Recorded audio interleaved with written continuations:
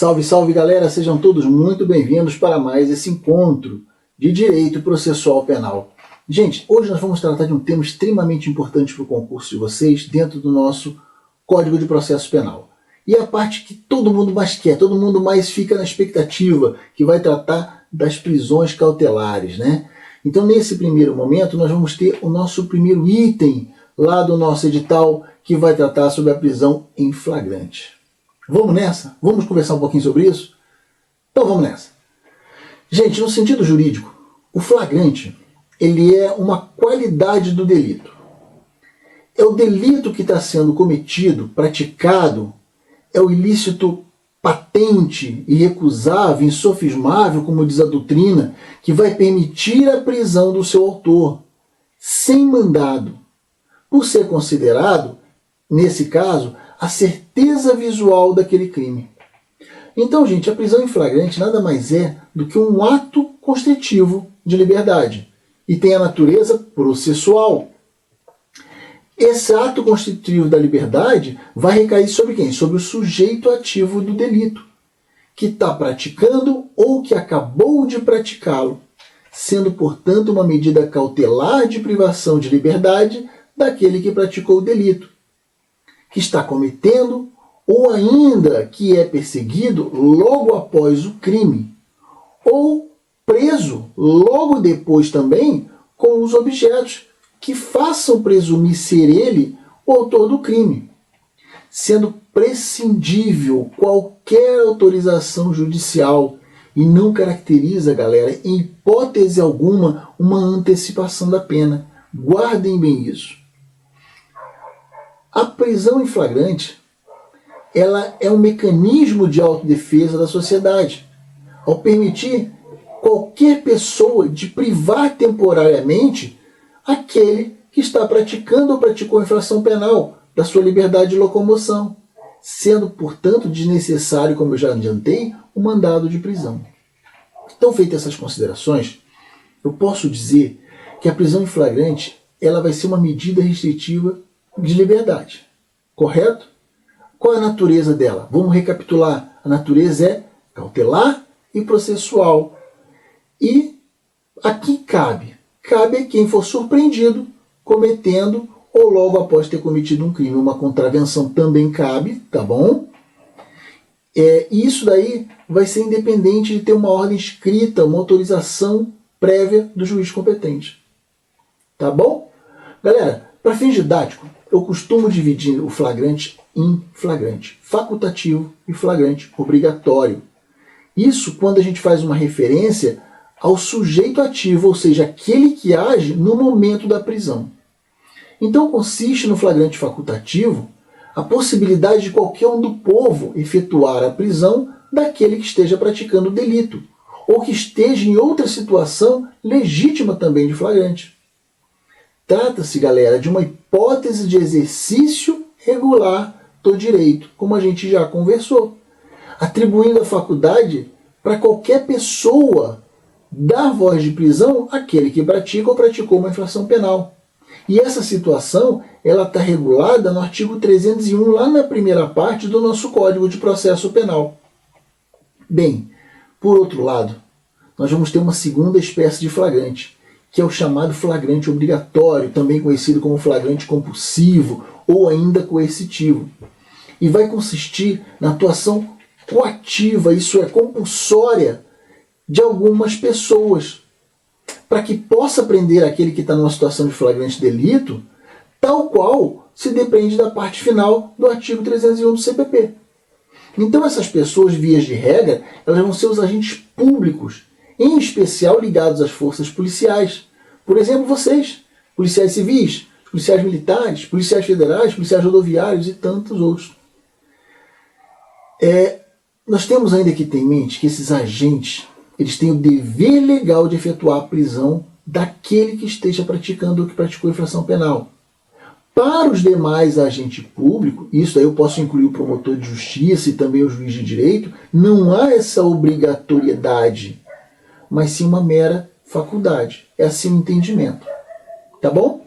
Então, dentro do nosso Código de Processo Penal, a prisão em flagrante ela vai ser tratada dos artigos 301 até o 310. Parece pouco, né? Mas eu peço para vocês que jamais subestimem esse instituto penal, uma vez que é constante a cobrança dele nos concursos públicos. Mas desde já, galera, eu sugiro uma leitura de todos os artigos que eu informei para vocês ainda, do 301 ao 310. E nós vamos dar ênfase a alguns que eu considero mais importantes aqui e propensos para o nosso certame. Tranquilo? Eu também quero que vocês estejam certos que temos algumas espécies de prisão em flagrante dentro do nosso Código de Processo Penal e outras que não constam nessa legislação, sendo então uma espécie, ou espécies, criadas pela doutrina e admitidas pela jurisprudência. Sendo que uma dessas espécies criadas também passou a ter previsão legal dentro das legislações penais especiais, ainda que não esteja expressamente prevista no nosso Código de Processo Penal. Tá bom? Então nós vamos dar início às espécies que estão previstas no CPP e posteriormente falaremos de outras que não estão, como eu disse para vocês, dentro do CPP, mas que demandam uma melhor explicação. Então vamos lá. A primeira espécie que eu gosto de trabalhar é o chamado flagrante próprio, ou ainda flagrante propriamente dito, ou real, ou como gostam, o flagrante verdadeiro. Gente, o artigo 302 do CPP, ele considera em flagrante delito quem está cometendo a infração penal, é o inciso 1, e ainda quem acaba de cometê-lo, conforme o inciso 2, estabelecendo dessa forma o que nós chamamos de flagrante próprio, real ou flagrante propriamente dito. Portanto, é aquele flagrante em que o agente é surpreendido cometendo uma infração penal ou quando acaba de cometê-la. A prisão ela vai ocorrer de imediato, sem qualquer intervalo de tempo. É a hipótese que mais se aproxima do significado efetivo quando se fala a expressão flagrante delito. Então vamos supor que alguém tenta furtar um celular do bolso de uma vítima dentro do ônibus. Um ônibus cheio, horário do rush. E essa pessoa não está nem aí, está totalmente despercebida. Mas uma terceira pessoa de olho o tempo todo, atenta, ela percebe que a alma cebosa está tentando retirar o celular de forma mansa e pacífica do bolso da vítima. E aí nesse momento aquela pessoa, aquele terceiro, ele consegue prender a alma cebosa em flagrante delito. Esse é o flagrante próprio. Temos uma segunda espécie, a espécie chamada flagrante impróprio, também conhecido como flagrante irreal ou ainda quase flagrante. E ela vai estar prevista no inciso 3 do artigo 302 do CPP. Diz o artigo 302, inciso 3. Considera-se em flagrante delito quem é perseguido logo após pela autoridade, pelo ofendido ou por qualquer pessoa em situação que faça presumir ser autor da infração. Nós temos que entender que o logo após do dispositivo, gente, é o tempo que demanda, que tem elasticidade, entre a prática do delito e a colheita de informação a respeito da identificação do autor, que passa a ser imediatamente perseguido após essa rápida investigação precedida por policiais ou ainda por particulares. As circunstâncias da perseguição impropriamente caracterizam a situação de flagrante. Então guardem, gente, que a palavra-chave nesse nosso caso do flagrante impróprio é perseguido. Então vamos supor que o indivíduo é assaltado e ele chama a polícia.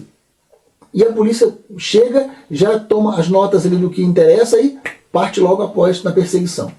Nesse caso, gente, a prisão ocorrerá após um breve intervalo de tempo, o que vem a caracterizar esse nosso flagrante impróprio. Portanto, no caso do flagrante impróprio, a expressão logo após não tem o mesmo rigor daquele do inciso precedente, que diz que acaba de cometê-la. Aí vocês vão me perguntar, Tanjo, e qual seria esse lapso temporal para ser considerado como flagrante impróprio? Aí eu tenho que dizer uma coisa para vocês, gente, que não há um prazo determinado propriamente para essa prisão em flagrante.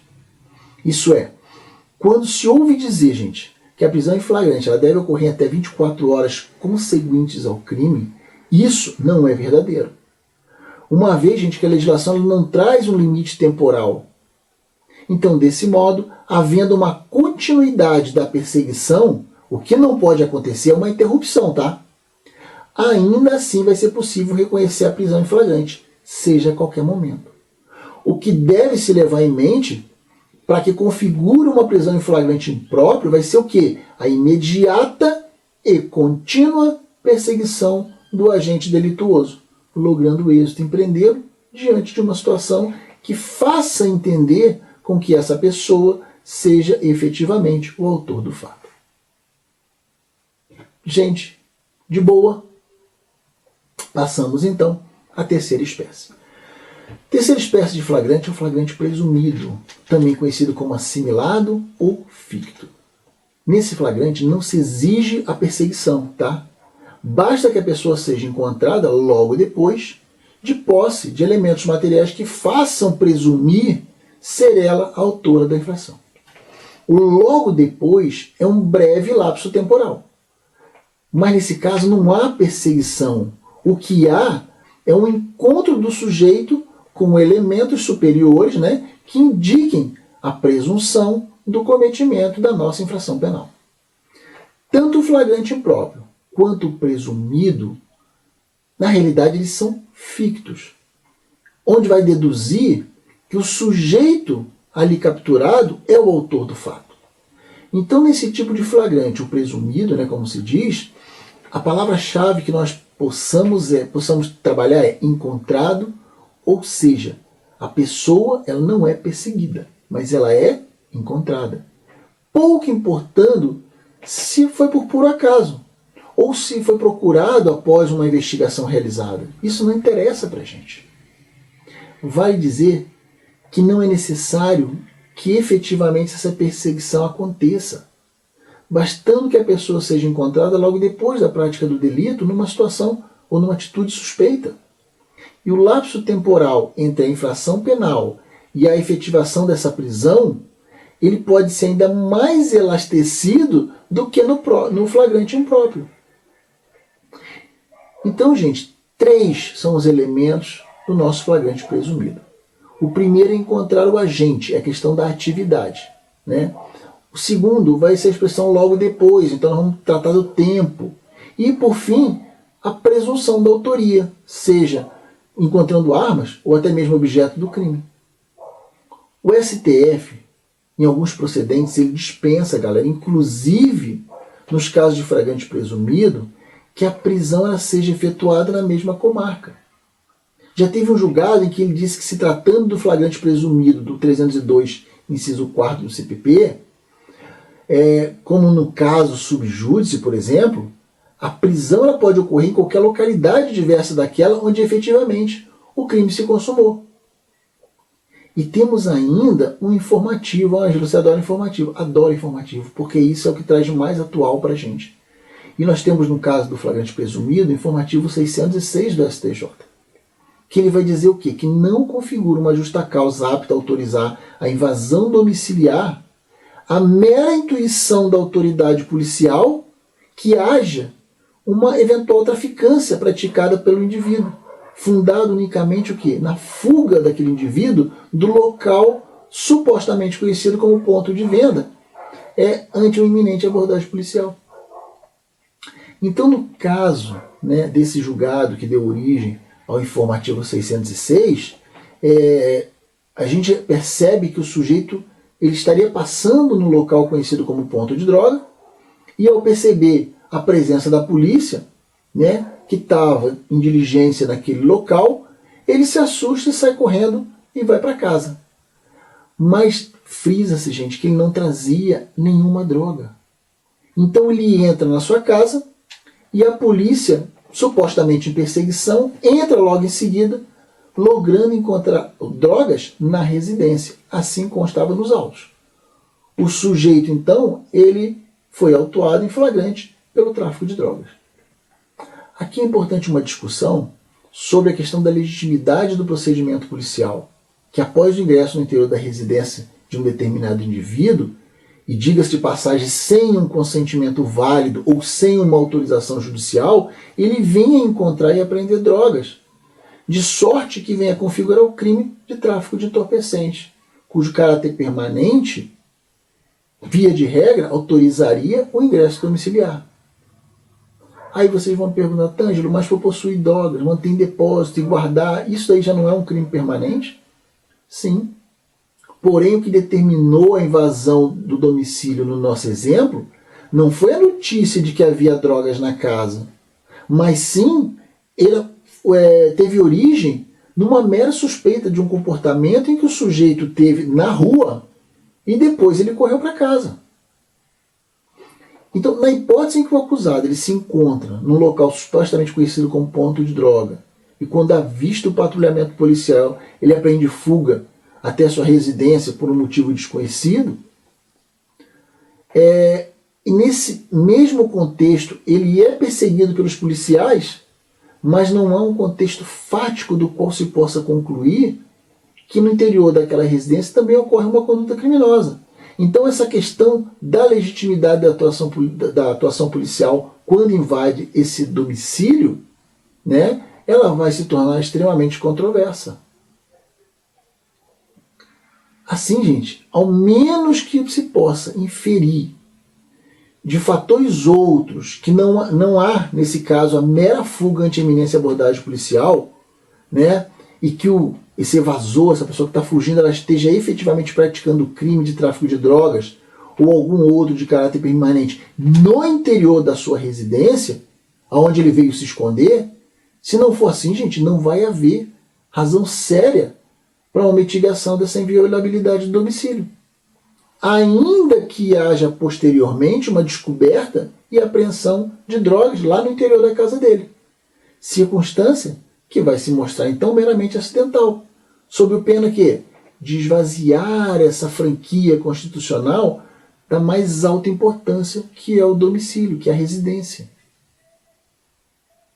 O que nós vamos ter, portanto, galera, é apenas a intuição acerca de uma eventual traficância praticada por esse recorrido. Que, embora pudesse, em tese, autorizar a abordagem policial, né, numa via pública para averiguação, isso não veio se configurar por si só. E não há qualquer razão fundada que, a partir de então, autorize o ingresso, né, dos policiais no seu domicílio, sem o consentimento ou ainda sem uma determinação judicial. Mas vejam que o sujeito foi perseguido logo após. E aí, no caso concreto, o que ele praticou antes para ser perseguido logo após? Isso não daria para aplicar, né, a serendipidade nesse nosso caso? E a resposta para vocês é não. Galera, serendipidade é o que nós chamamos de encontro fortuito de provas. E é admitido quando está se investigando, né, como, por exemplo, fazendo uma interceptação telefônica, e no curso da nossa investigação a gente descobre algum fato novo, de forma fortuita, podendo recair esses casos, essas situações fortuitas sobre uma pessoa ou sobre fatos. O encontro fortuito na serendipidade, né, que nós chamamos, né, ele deve estar no contexto prático e prévio da prisão. Portanto, o fato do sujeito assustar-se com a polícia e fugir não quer dizer nada, uma vez que não havia qualquer droga com eles. E na pior das hipóteses, essas drogas só haviam na sua residência. Ele não estava portando. Nada impede que uma pessoa seja parada numa averiguação de rotina pela polícia. Isso acontece no dia a dia, na blitz, por exemplo, de uma rua de trânsito. Mas no nosso caso concreto, há de se observar que houve uma concreta violação do domicílio que, porventura, maculou a obtenção de alguns elementos probatórios. Por isso não se aplica a serendipidade. Nós temos que ver ainda, galera, um outro informativo, que é o 623 da STJ. Vai dizer que a existência de denúncia anônima somada à fuga do acusado, por si só, não configura fundadas razões a fim de autorizar o ingresso policial no domicílio do acusado, sem o consentimento ou ainda sem uma determinação judicial. Tranquilo? Galera, a justa razão, a justa causa, né, melhor dizendo, não é aquela para ação penal, tá? Mas nesse caso vai se tratar de uns elementos indiciários mínimos que justifiquem a entrada dos policiais no domicílio. Então o STJ ele acrescenta denúncia anônima e fuga do acusado que não vão ser consideradas fundadas razões ou a justa causa. Se há suspeita, melhor dizendo, é necessária uma autorização judicial, mas se há elementos concretos que indicam que há efetivamente traficância naquela residência, situação de flagrante delito em crime permanente, aí sim o ingresso será lícito, independentemente de uma autorização judicial. Mas a mera suspeita e alguma denúncia anônima, jamais. Não é suficiente para caracterizar o flagrante delito. E o que autorizaria o ingresso numa residência? O que justificaria isso? Nada. Então, de agora em diante, vamos falar de outros flagrantes, né, que foram criados também pela doutrina e foram admitidos pela jurisprudência. O primeiro deles, gente, é o flagrante esperado. O flagrante esperado é uma antecipação da intervenção policial ou de qualquer pessoa que, tendo conhecimento sobre a ocorrência de um fato, vai se antecipar e impedir a consumação. Vale dizer que é o flagrante esperado quando terceiros, né, sejam eles policiais ou sejam particulares, dirigem-se ao local onde sabidamente irá ocorrer o crime e apenas aguarda a sua execução. Nesse caso, não há figura de um agente provocador, prestem bem atenção nisso. Ou seja, não vai haver qualquer indução para a prática do crime. É o caso muito conhecido das campanas, melhor dizendo, campanas, né, que são realizadas pelos policiais, que logo após as informações sobre o crime, eles aguardam o início da execução no local. E tem a finalidade maior o quê? Que é prender o criminoso no flagrante. Eles esperam, aguardam, às vezes horas, às vezes noites, às vezes dias, né? Dias e noites.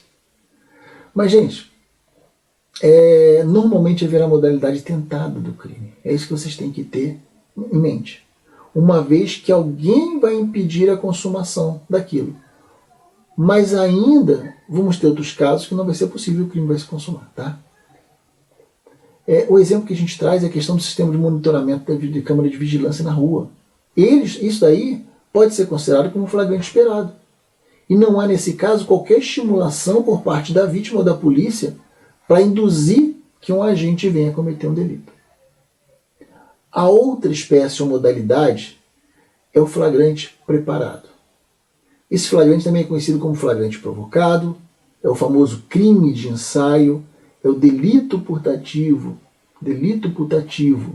por obra do agente ou ainda chamado delito de experiência. Tá bom?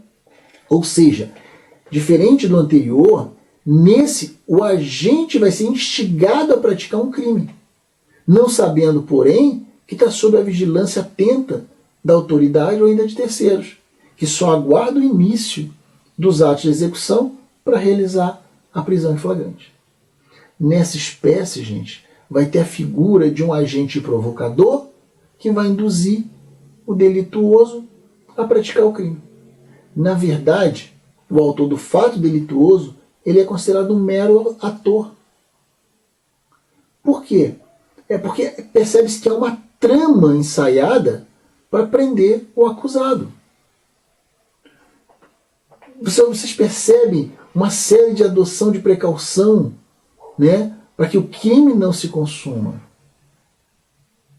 Então nós podemos dizer que são dois elementos previstos para o nosso flagrante provocado. Primeiro, é a existência obrigatória de um agente provocador. E segundo, são providências também que acontecem para que esse crime não se consuma. Mas nós temos uma súmula 145 do STF, que vai dizer que não há crime quando a preparação do flagrante pela polícia torna impossível a sua consumação.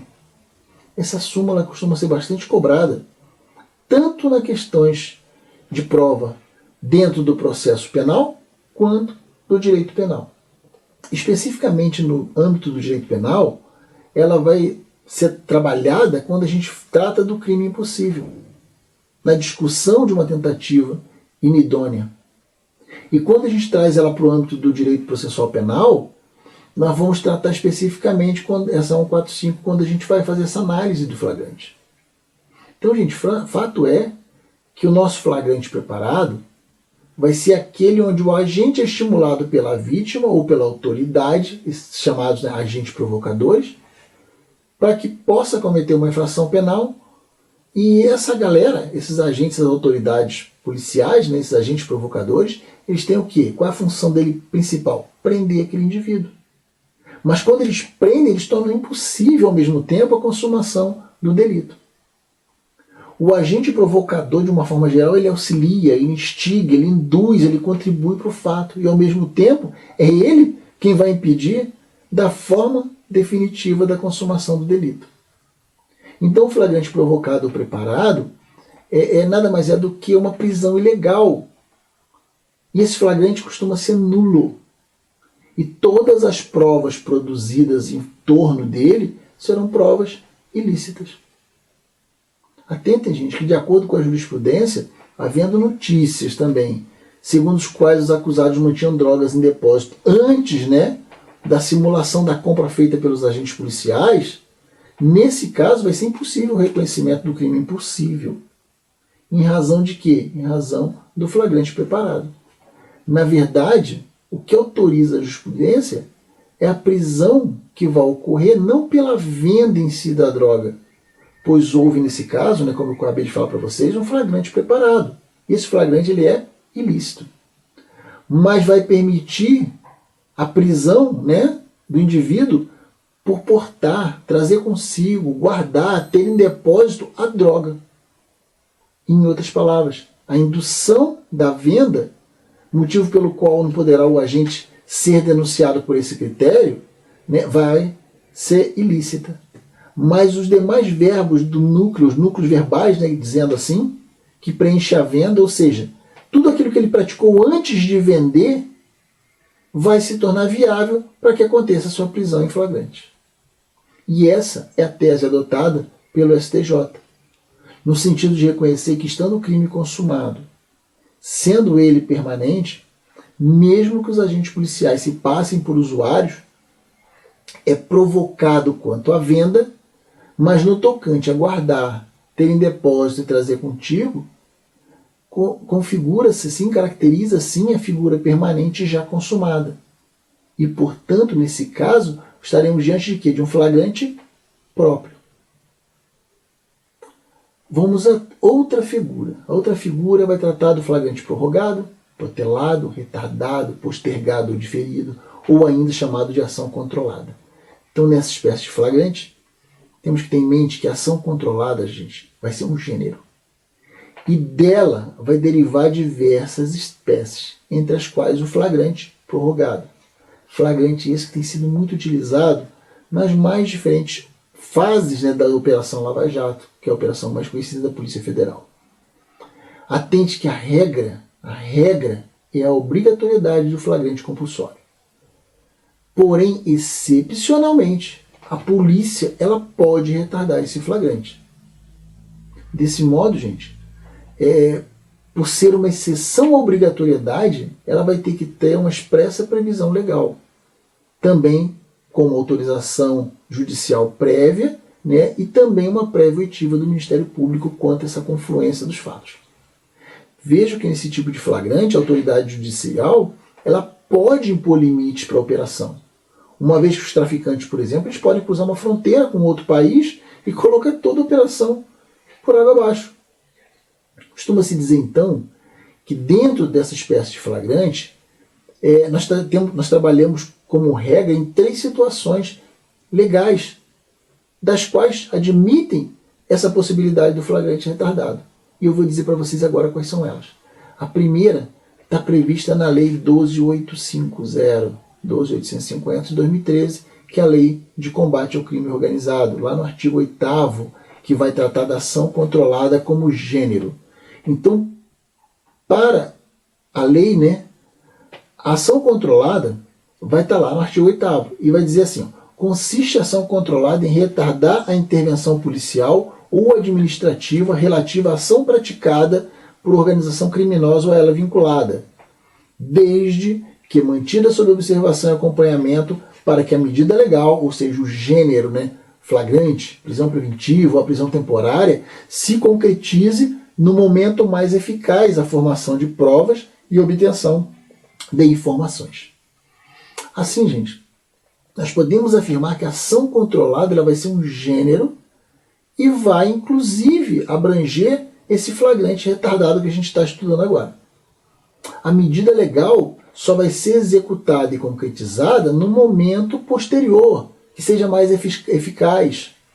E a sua finalidade, especificamente no tocante a esse flagrante retardado, não vai ser prender o maior número de pessoas, como às vezes a questão vai tentar induzir vocês, mas sim concretizar a medida no momento mais eficaz para a obtenção do maior número de provas e informações sobre a atuação daquela organização criminosa ou pessoas a ela vinculadas. E daí, gente, surge uma nova pergunta. Essa situação vai precisar de uma autorização judicial? Galera, não. Por que não? O legislador ele não exige autorização judicial porque está lá no parágrafo 1º do artigo 8º, bastando a comunicação. Se for o caso, como eu já falei para vocês, o juiz ele pode sim impor limite e tem que comunicar sempre ao Ministério Público. Tranquilo? Mas eu tenho que dizer para vocês ainda que tem uma parte da doutrina que sustenta a necessidade dessa autorização, tá? O que não corresponde ao posicionamento da lei, da doutrina majoritária ou mesmo da jurisprudência. Eu vou ler com vocês o parágrafo 1º então, tá? Vamos lá, para não deixar em branco. O retardamento da investigação policial ou administrativa será previamente comunicado ao juiz competente, que, se for o caso, estabelecerá seus limites e comunicará ao Ministério Público. Então, ela está dizendo que vai ser informado ao juiz. Você não tem que pedir uma autorização. Mas recomenda-se uma certa cautela quando da utilização da ação controlada. Tem que se fundar o quê? Principalmente na observância dos princípios da proporcionalidade e da razoabilidade. E é por isso que, se for o caso, o juiz ele pode estabelecer limite. Já o parágrafo 2º, ele vai remeter para a gente que a comunicação ela será sigilosa, distribuída de forma a não conter informações que possam indicar a operação a ser efetuada. É o segredo da operação. E o parágrafo 3º vai dizer que até o encerramento da diligência, o acesso aos autos será restrito ao juiz, ao Ministério Público e ao delegado de polícia, como forma de garantir o êxito nas investigações. Não tem como informar direto para o advogado do acusado, senão perde-se a oportunidade, o momento de colher uma prova melhor.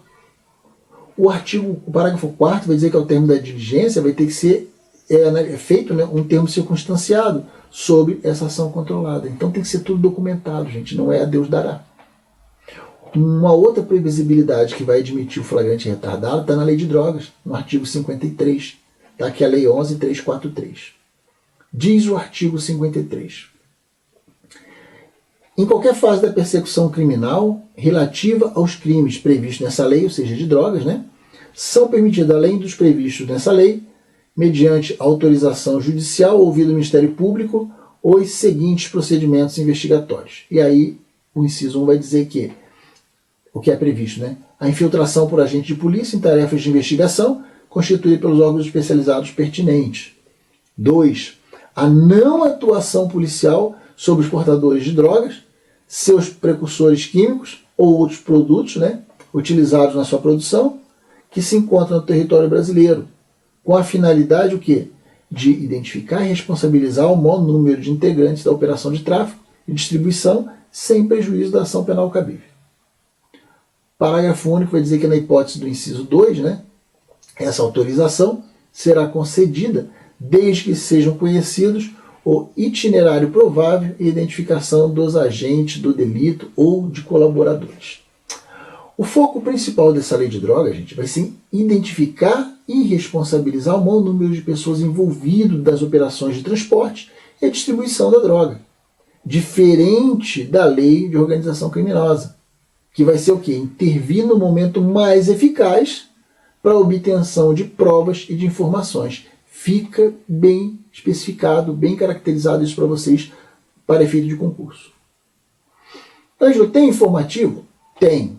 Também tem informativo, para alegria de todo mundo. O informativo é o 570 do STJ, que vai dizer que a investigação policial, que tem como única finalidade obter informações mais concretas acerca da conduta e paradeiro de determinado traficante, sem a pretensão de identificar outros suspeitos, não configura a ação controlada do artigo 53, inciso 2, da Lei 11.343 de 2006, sendo dispensável a autorização judicial para sua realização.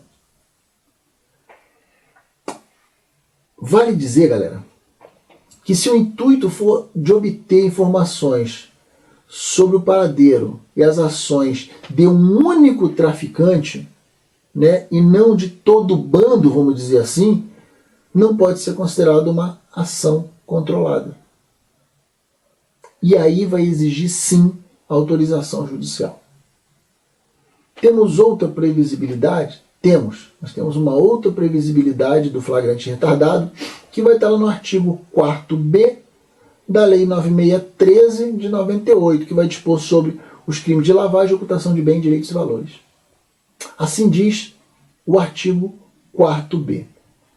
A ordem de prisão de pessoas ou medidas assecuratórias de bens, direitos e valores poderão ser suspensas. Opa, aí está aí, ó, pelo juiz, ouvido o Ministério Público, quando a sua execução imediata puder comprometer a investigação.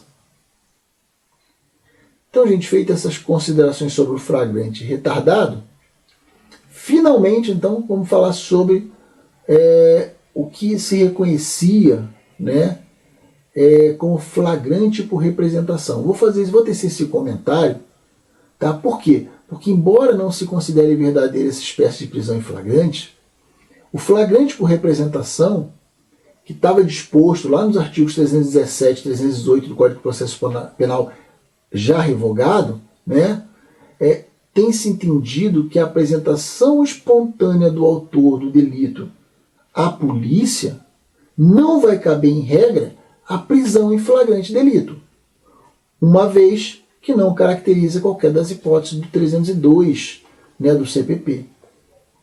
Mas prestem muita atenção, tá? Essa situação, a princípio, ela vai demonstrar o quê? A ausência do periculo libertatis, que vocês vão ver já já o que significa isso. E que, em tese, como eu falei para vocês, vai impedir essa questão da prisão em flagrante. No entanto, aí fica a situação bem complicada. Verificados os pressupostos de uma prisão preventiva, nada vai impedir que seja decretada essa prisão.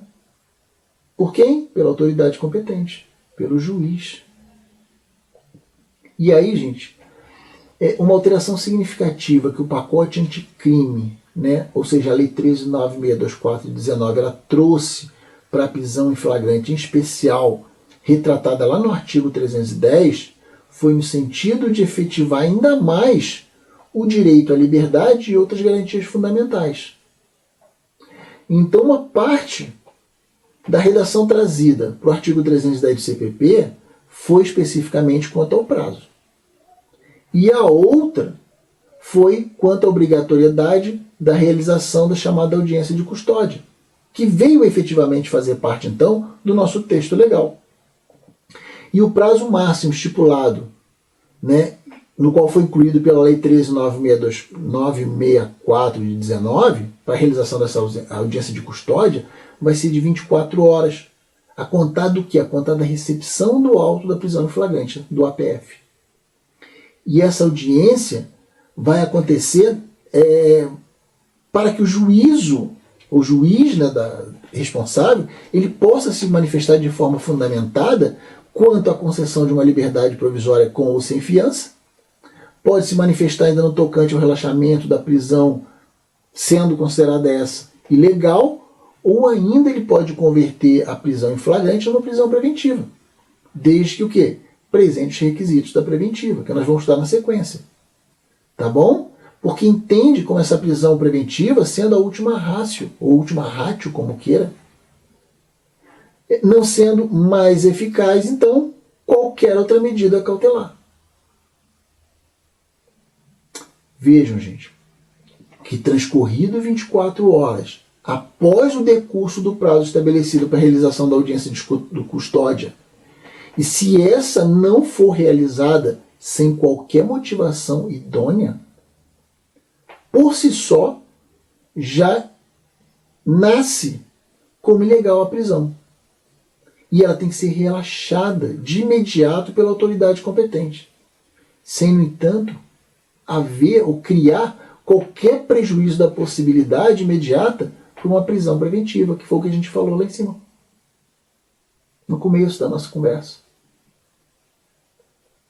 E, gente, a autoridade que deu causa sem motivação idônea para que não ocorresse essa autorização, essa realização da audiência de custódia desse prazo, essa autoridade ela vai responder administrativa, civil e penalmente por essa omissão.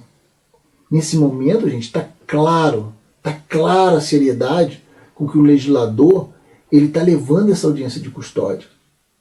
Restando claro também a caracterização do abuso, do crime de abuso à autoridade.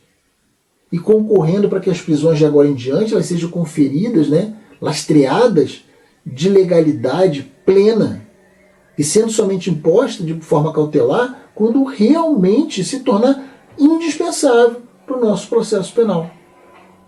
Observe também que quando verificado que o agente praticou fato num estado de necessidade, legítima defesa, exercício regular do direito ou estrito cumprimento do dever do legal, ou seja, quando ele estiver diante das excludentes de licitude que a gente já estudou, o juízo poderá fundamentadamente conceder a esse acusado a liberdade provisória, e diga-se de passagem sem fiança. Mediante o que? Mediante uma simples assinatura ao termo de comparecimento obrigatório, TCO. Então ele vai se comprometer a comparecer a todos os atos processuais, sob pena de haver uma revogação dessa liberdade provisória, caso assim não o faça. A Lei 13.964/19, no tocante à prisão em flagrante, ela também autorizou a denegação da liberdade provisória, com ou sem aplicação de outras medidas cautelares, quando o juízo verificar que o agente ele é reincidente ou integra uma organização criminosa armada ou ainda uma milícia, ou também quando ele estava portando uma arma de fogo de uso restrito. Mas veja, gente, que nesse quesito eu entendo haver uma inconstitucionalidade, porque em outras oportunidades nós tivemos tentativa de tolir liberdade provisória em face de um crime praticado, e bem oportunamente o STF se manifestou que isso fere o princípio da presunção de inocência. E isso já aconteceu nos crimes de lei, na lei dos crimes hediondos e na lei de droga, motivo pelo qual também acredito que deva decidir igualmente o STF quanto ao parágrafo 2º do 310 do CDP. Então, dentro dessa estrutura construída pelo pacote anticrime, observe que o legislador ele buscou limitar a liberdade em função de certas características pessoais do agente, e não a uma característica do crime em si também. Como foi no caso da reincidência, que atua diretamente sobre o agente. Mas a reincidência nem sempre requer uma cautela maior em função do crime. Veja que a reincidência ela pode sobreviver de um crime culposo, ou ainda de um crime de menor potencial ofensivo. Então seria um argumento muito fraco entender que essa reincidência, de uma forma genérica, ela não autorizaria por si só a liberdade provisória. Mas, por outro lado, analisando a questão, eu vejo que limitar essa liberdade provisória para quem integra uma organização criminosa armada ou uma milícia, ou ainda que esteja portando uma arma de fogo de uso restrito, aí sim estaria o legislador tratando de uma característica específica do crime, e não mais daquela pessoa apenas. Tranquilo, galera? Então, gente, a gente fez as considerações iniciais a respeito da prisão em flagrante, como um todo, falamos das espécies, né? E falamos que ela vai ser consubstanciada a partir do auto de prisão em flagrante, que é o APF. Tá bom? Esse APF ele vai ser constituído de algumas etapas, então, na qual a autoridade policial ela tem que comunicar previamente, antes de lavrar o auto, né? Tem que comunicar a família do preso, porque existe a liberdade dentro da audiência de custódia, né? Das partes serem representadas, isso daí vocês vão ver depois, com calma, tá? Mas existe todo um trâmite, todo um rigor a ser acrescentado à nossa prisão em flagrante. Prisão em flagrante, galera, é muito tranquilo, mas tem alguns detalhezinhos e que a gente não pode deixar passar batido. Principalmente, o que eu vou dizer para vocês que acontece. Normalmente a banca vai tentar misturar os tipos de flagrante, você vai ter que descobrir em qual dele você está configurado, tá? E a partir daí você vai estar apto a desenrolar, né, a poder consubstanciar a ideia do crime à efetividade do processo. Essa é a ideia principal. Tranquilo? Pessoal, por aqui me despeço. Falamos da prisão em flagrante, as suas espécies, fizemos umas breves considerações ante as modificações advindas com o pacote anticrime, que muitos aí estavam loucos para ver falar sobre o pacote anticrime, e eu falei para vocês desde o início que nós faríamos isso na medida do possível, conforme houvesse essa necessidade. Existem alguns institutos trazidos com o pacote anticrime que eu vou comentar lá no final, ainda que não esteja previsto de forma expressa dentro do edital do certame dos senhores, né? Mas eu vejo extremamente oportuno comentar. Pessoal, por hoje agradeço a companhia de vocês e nos vemos em breve falando da nossa famosa também prisão preventiva. Muito obrigado, tenham todos um excelente dia de estudo.